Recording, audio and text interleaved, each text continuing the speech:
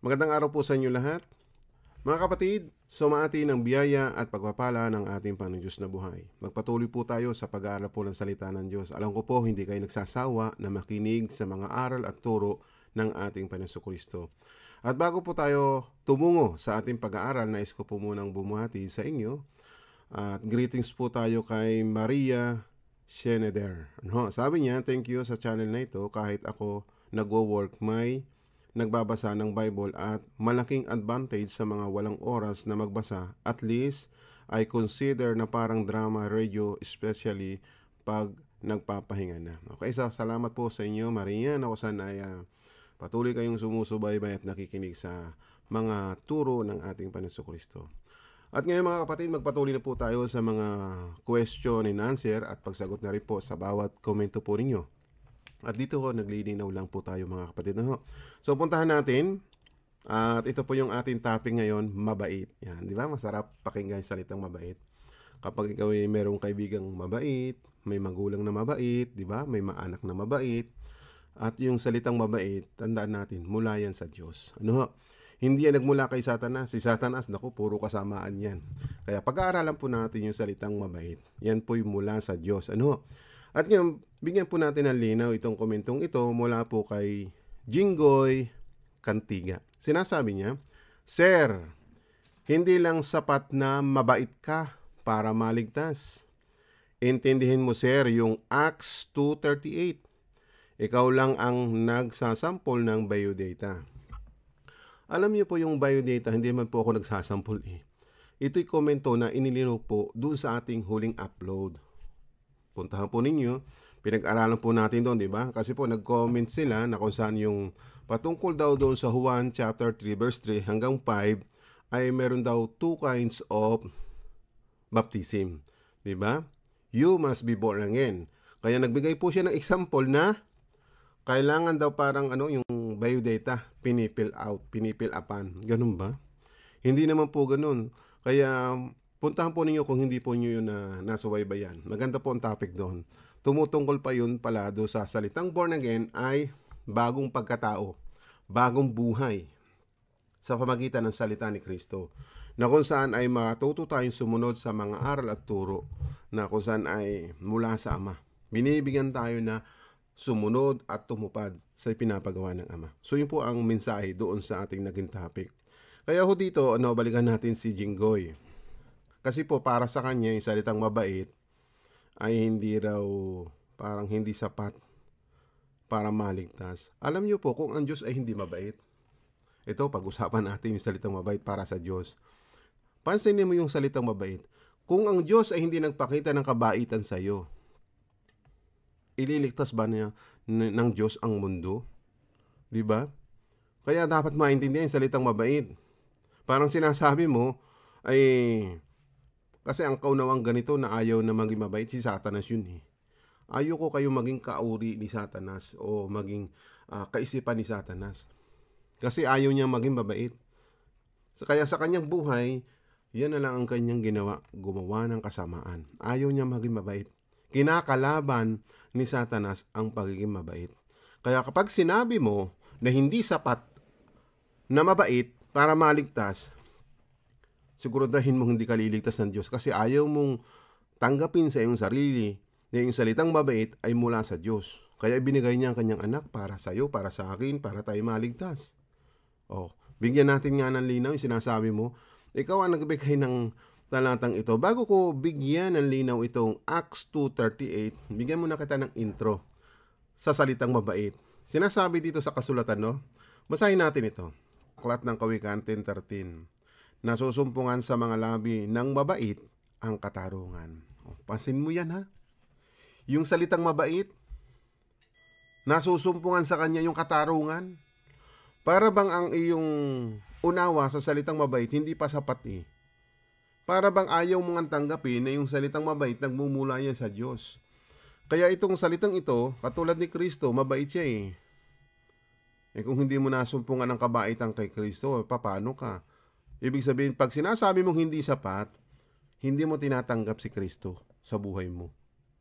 Ngayon, bigyan pa kita dito ng mga talata na magbibigay sa iyo ng unawa.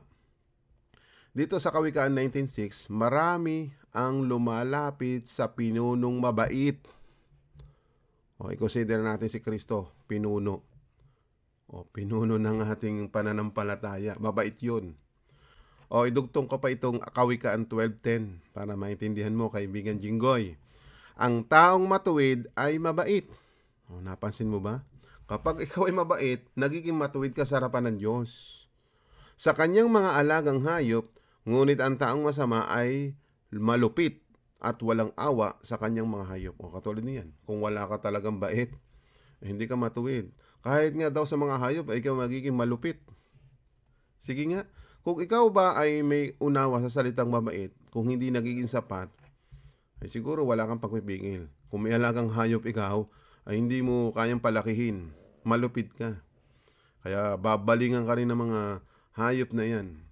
Kasi kung ano yung binibigay mong masama, nagiging masama din yung mga hayop mo.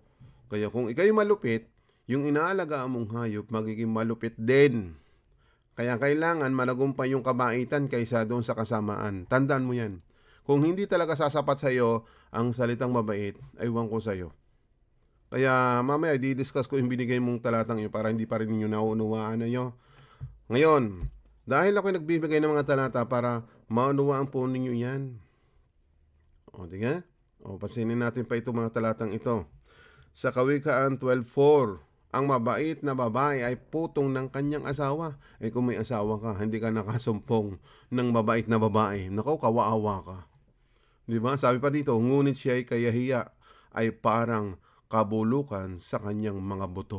Nako po, tindi. Kaya kailangan talaga makapag-asawa ka ng mabait. Di ba? Mahirap makasumpong ng asawang mabait. Di ba? Mahirap na. Tingnan mo ha, ang mga pag-iisip ng matuwid ay ganap, ngunit ang mga payo ng masama ay mandaraya. Kaya kailangan mo maging mabait. Kasi baka meron kang pandaraya sa buhay mo. Kasi baka naturuan ka eh. Di ba? Kaya na-comment ka nito, maaring gusto mong ipagtanggol yung maling paraan. Ay nasa maling kang paraan eh. Kung ikaw talaga ay nasa katwiran, nasa panig ng Diyos, kasi yung lahat ng nasa panig ng Diyos, mabait yun, matuwid yun. Kasi gumaganap ng kalooban ng Diyos. Kasi pag sinabi mong hindi sapat, ang pagiging mabait, tinatanggihan mo ang Diyos. Kasi yung salitang mabait, nagmumula sa Diyos. O ito pa kaibigan, tatagtarang kita ng mga pangungusap na ito, no? Para magkaroon ka lang ng unawa. Tingnan natin si Kristo. Sabi ni Kristo, Mateo 11:29, sundin ninyo ang mga utos ko at matuto kayo sa akin. Dahil mabait ako at mababang loob, makakapagpahinga kayo. O di ba? Napakaganda ng ating Panginoon Kristo. Dinideklara niya sa kanyang sarili yung salitang mabait. Tanggalin mo yan sa iyong buhay. Kung hindi sapat si Kristo sa buhay mo. Di ba? Kaya kailangan mo maunawaan ang salitang mabait. O ngayon, ano ba ang pagkaunawa mo dito sa Acts 2:38? Yung ba bautismo? Kailangan pa ba ng bautismo para sa panahon natin ngayon? Kanino ba yung bautismo yan? Di ba't unawain natin yung bautismo ni Kristo ang ating susundin? Tapusin mo ang video ito, maintindihan mo yung salitang bautismo kay Kristo. Baka ang unawa niyo ay bautismo kung kani-kanino. Kaya lahat ng iglesia ngayon nagtatayuan, binabautismo sa tubig para maging miyembro. Ganun ba? O, puntahan natin yung Acts 2:38. Umpisa na natin dito sa pag-aaral. Di ba't ito ang sabi mo? Sa mga talata para hindi ko naunawaan. O, babasahin ko. At sinabi sa kanila ni Pedro, magsisi kayo at mangagbautismo ang bawat isa sa inyo sa pangalan ni Hesukristo sa ikapagpapatawad ng inyong mga kasalanan. At tatanggapin ninyo ang kaloob ng Espiritu Santo. O ngayon kaibigan, ang nagsasalita dito si Pedro. Kanino siya nagsasalita? Sa kanyang mga kapatid. Sa mga Israelita. O, puntahan natin ha. Para malaman mo no. Balikan lang natin yung 36 kasi kasama yan sa pangungusap. 36, 37, 38. Puntahan natin yung 36. Sabi dito sa 36, pakatalastasin nga ng buong angkan ni Israel Ay para lang pala sa Israel yung sinasabi ni Pedro na magbautismo sila. Iyan ba'y pwede bang iangkop sa atin? Iyan ay sinasabi ni Pedro sa angkan ni Israel na ginawa ng Diyos na Panginoon at Kristo si Jesus na inyong ipinako sa krus. 37. Nang marinig nga nila ito ay nangagsaktan ang kanilang puso at sinabi kay Pedro at sa ibang mga apostol, mga kapatid, anong gagawin namin? O di ba malinaw? Mga kapatid pala ito, yung ibig sabihin kalahing Israel lang po. Sa kanila yan, hindi sa atin. O tuloy natin, mamaya papakita ko rin sa iyo kung bakit hindi na kailangan sa panahon natin si Pablo ang magtuturo niyan.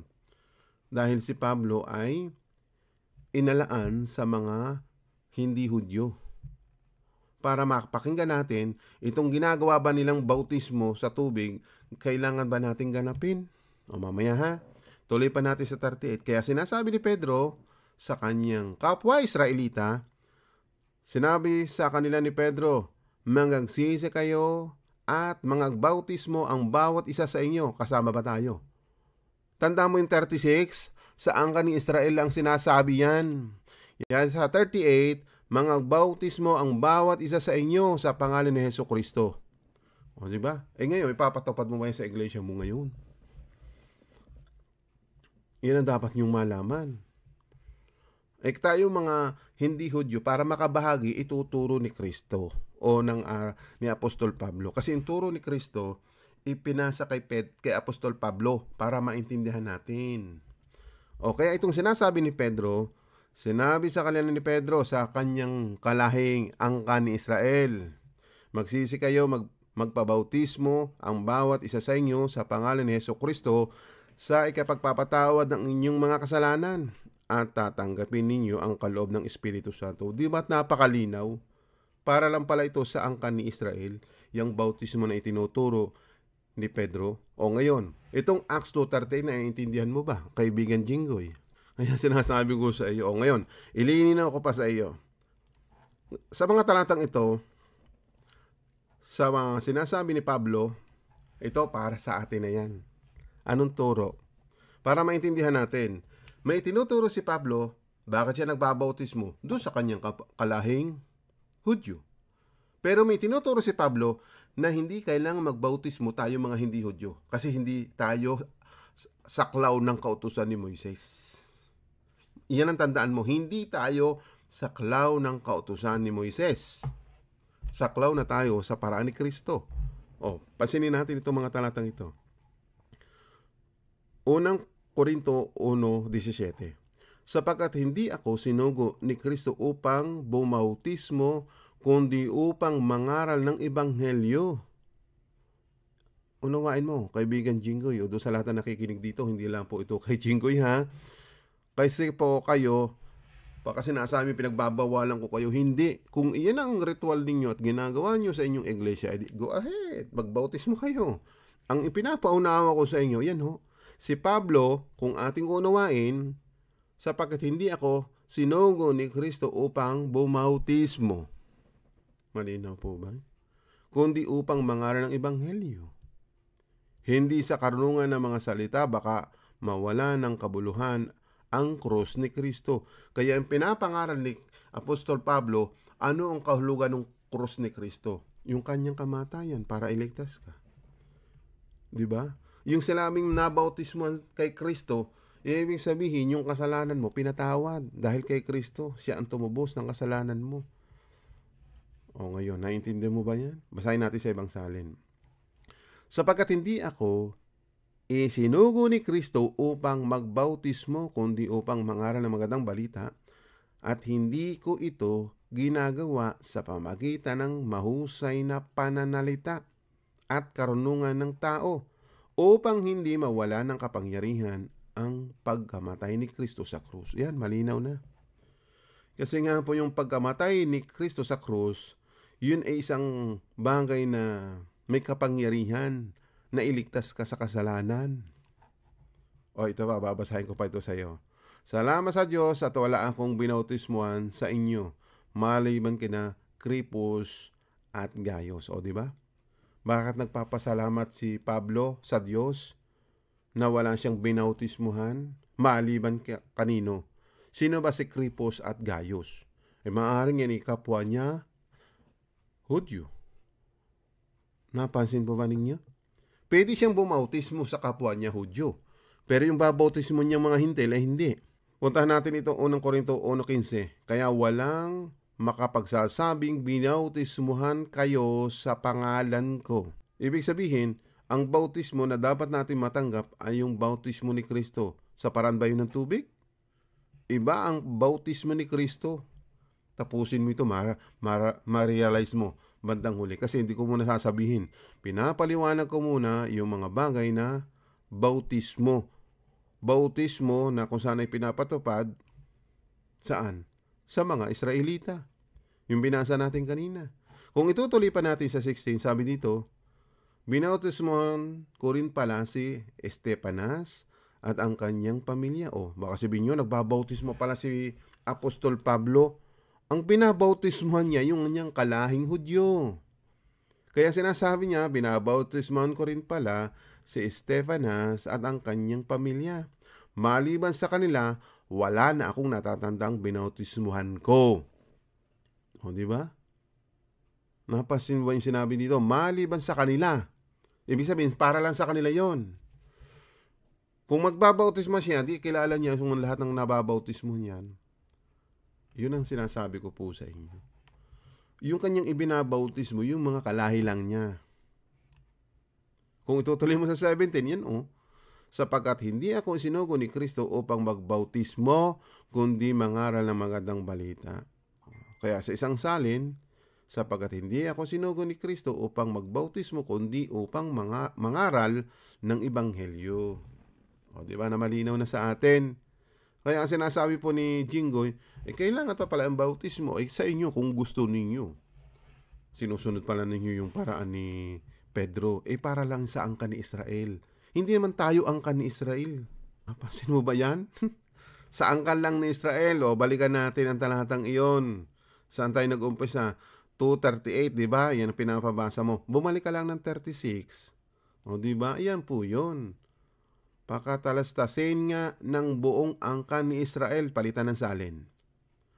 Kaya dapat talagang malaman ng lahat ng Israelita na itong si Jesus na ipinako ninyo sa krus, na siyang pinili ng Diyos na maging Panginoon at Kristo. Malinaw po ba? Yan dapat pala malaman ng mga lahat ng Israelita. Israelita ka ba? Kaya sa pagdating ng 37, 38, sumagot si Pedro sa kanila, ang bawat isa sa inyo magsisi sa inyong mga kasalanan at magpabautismo. Hindi pala naiintindihan itong mga taong nagbabautismo. Tingnan ko kaya, may karapatan ka ba magbautismo? Kaya dito, ang may karapatan magbautismo, yung binigyan ng authority. Di si Pedro. Malinaw po ba? Kung ito ay ating susundin naman si Pablo sa kanyang mga turo, yan. Hindi ako isinugo ni Kristo upang magbautismo, kundi mangaral ng ebanghelyo. Yan, malinaw na. Ewan ko sa inyo kung yan ang gusto pa ninyong paniwalaan. Kaya nga sabi ko, kung ginagawa nyo yan sa inyong iglesia, gawin ninyo kung yan ang gusto ninyo. Hindi ko kayo pinipigilan. Nililinaw ko lang itong mga bagay na ito. Tuloy pa natin, mag-aaral pa tayo. Sabi dito, para maintindihan mo pinapaliwanag ni Apostol Pablo patungkol sa bautismo. Kaninong bautismo ang tinanggap nila? Tingnan natin dito sa 1 Korinto 10:2. Sa pamagitan ng ulap at ng dagat ay parang binautismohan sila bilang mga tagasunod ni Moises. Alam niyo yung salitang bautismo? Yan tagasunod pala ni Moises. Pag ginaganap mo yung mga bagay na yan, nagiging tagasunod ka ni Moises. Hindi naman tayo tagasunod ni Moises. Nasa panahon na tayo ng bagong tipan. Di ba?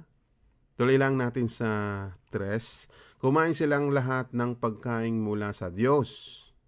Di ba? Iyan ang dapat mong malaman. Ngayon, para maintindihan natin, yung bautismo sa kanila, para maintindihan natin, tuloy pa natin dito sa sinasabi ni Pablo sa Galatia 3:27, sapagkat binautismuhan kayo sa pakikipag-isa ninyo kay Kristo at mamuhay kayong tulad niya. O yan pala ang salitang bautismo, ang pakikipag-isa kay Kristo. Mamumuhay kayong tulad niya. Si Kristo ba matuwid? Binasa ko po sa inyo kanina. Kung si Kristo po'y matuwid, mabait pala si Kristo, di ba? Binasa natin ito sa Mateo 10:28-29 hanggang 30 yun eh. Di ba? Mag-aral kayo sa akin. Matuto kayo sa akin. Dahil mabait ako. Di ba? Si Kristo pala yung mabait eh. So kung hindi mo itinuturing na mabait si Kristo, pag sinabi mong hindi sapat, ay hindi pala sapat sa'yo si Kristo para maligtas ka. Kasi ganun ang lalabas eh. Di ba?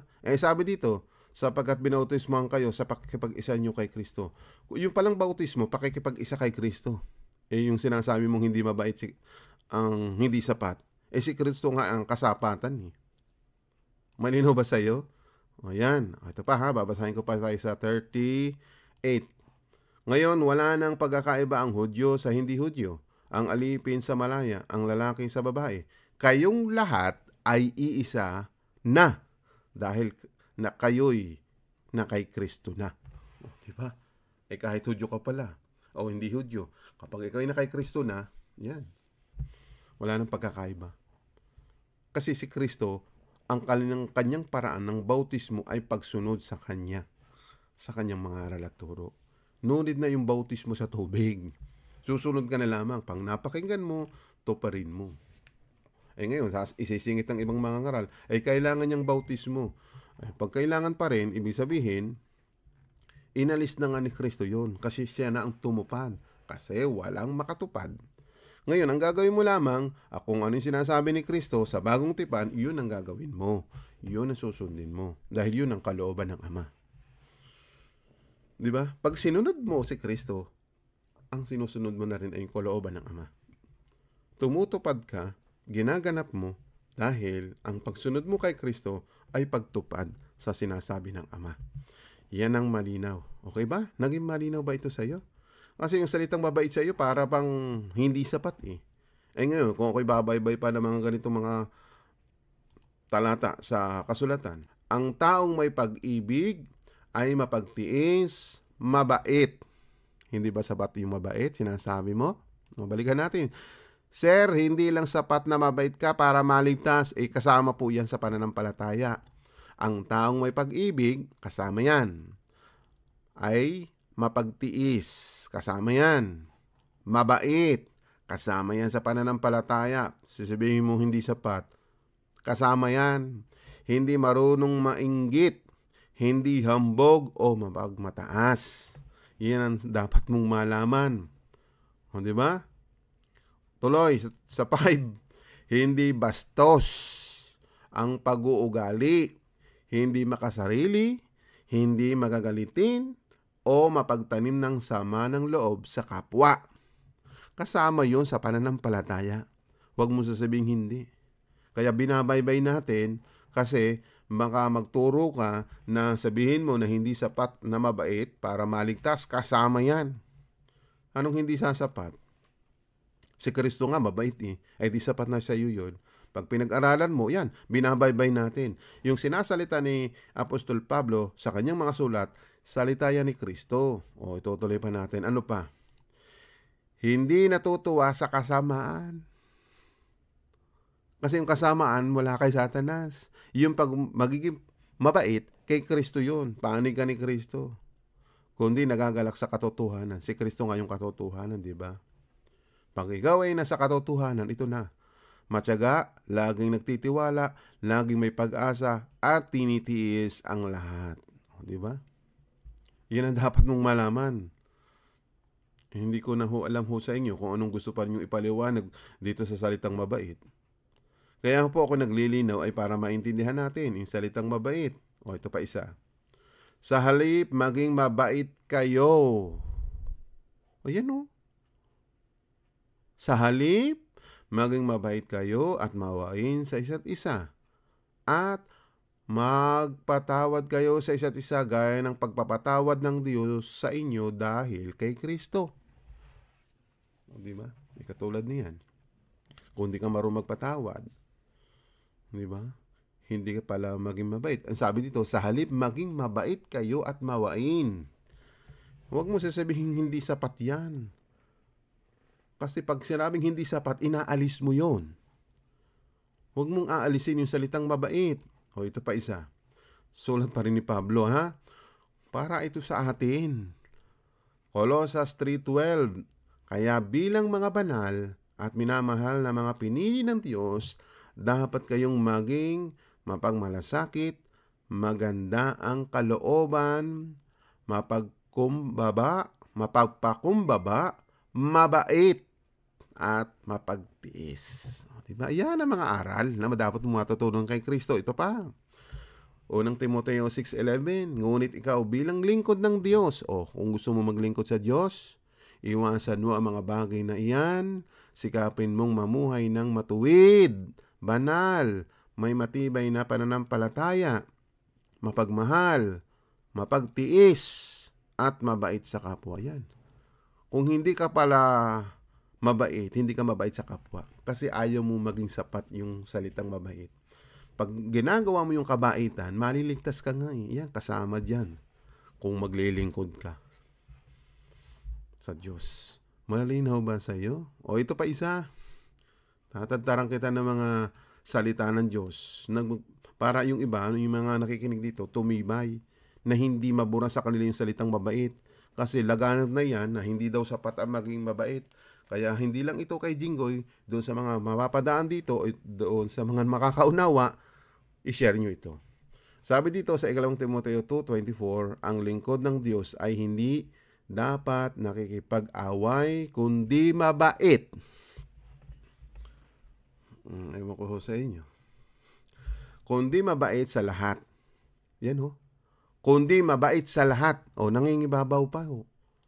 Kung hindi iyan sapat, yung sinasabi nyo, bakit dito nangingibabaw ang salitang mabait? Kung ikay lingkod ng Diyos, sinasabi ni Pablo sa 2 Timoteo 2:24, ang lingkod ng Diyos ay hindi dapat nakikipag-away, kundi mabait sa lahat. Pag sinabi mabait sa lahat, ibig sabihin, nangingibabaw yang mabait. Huwag mo sasabihin hindi sapat. Marunong magturo at mapagtimpi. Di ba? Pag hindi mo talaga naunawang, kaibigan Jinggoy Cantiga, itong salitang mabait, pag sinabi mong hindi sapat para maligtas, hindi ka talaga maliligtas kasi inalis mo yung salitang mabait. Nangingibabaw po dito . Kundi mabait sa lahat. Di ba? Sa lahat yan. Mamuhay ka ng mabait. Ito pa, mga talatang ito natin na mababasa sa kasulatan. Unang Pedro. Si Pedro din ha. Baka sabihin mo, hindi ito para sa atin. Sabihin natin, hindi para sa atin. Pero yung salitang mabait, general yan. Kasi si Pedro ay may nakausap din siyang mga hindi Hudyo. Sabi pa dito, sa halip, pagandahin ninyo ang inyong kalooban, ang mabuting pag-uugali na hindi nagbabago, maging mainhin kayo, at maging mabait. Sabihin na natin para sa kanila yan. Di tinuturoan din sila maging mabait. Kasi tinuruan naman tayo ni Pablo na para maging mabait. Di para sa lahat yung salitang mabait. Para sa mga Hudyo, sa mga Israelita, si Pablo nagtuturo ng salitang mabait para sa mga hindi Hudyo. Di ba naging malinaw? Yung sinasabi na iba ang ebanghelyo sa mga Hudyo, iba ang ebanghelyo para sa mga hintil. Mali po yun. Kaya nga si Pablo, kung nagtuturo sa mga hindi Hudyo, at si Pedro nagtuturo sa mga Hudyo, yung salitang mabait, di general yun para sa lahat ng tao. Di ba? Kaya nga walang pagkakaiba ang Hudyo sa hindi Hudyo. Yan ang tatandaan natin. Kaya ito kaibigan, sabi dito sa Galatia 3:28, ngayon, now, wala nang pagkakaiba ang Hudyo sa hindi Hudyo. Kaya yung general po yung salitang mabait para sa Hudyo, para sa hindi Hudyo. Ganapin natin at tuparin natin. Di ba? Kaya ang sinasabi pa dito, ang alipin sa malaya, ang lalaki sa babae, kayong lahat ay iisa dahil kayong lahat ay na kay Kristo na. Di ba? Malinaw po yan. Kaya kaibigan, sana naget mo. Huwag mong pamamalianan yung salitang mabait. Ang mabait, wala sa katangian ni Satanas. Kasi inalis niya yun. Kasi dati siyang mabait, dahil siya'y nasumpungan na gumawa ng kasamaan, na wala sa kanya yung kabaitan. Tandaan mo, pag inaalis mo rin yung hindi sapat na mabait, mawawalan ka rin ng kaligtasan. Yan ang tandaan mo. Okay? So salamat, pagpalain tayo ng Panginoon sa mga nakinig ngayong araw nito. Sumati ng biyaya at pagpapala ng Panginoong Diyos na buhay. Please like and subscribe to our channel. Hanggang sa muli po ng ating pag-aaral. Amen.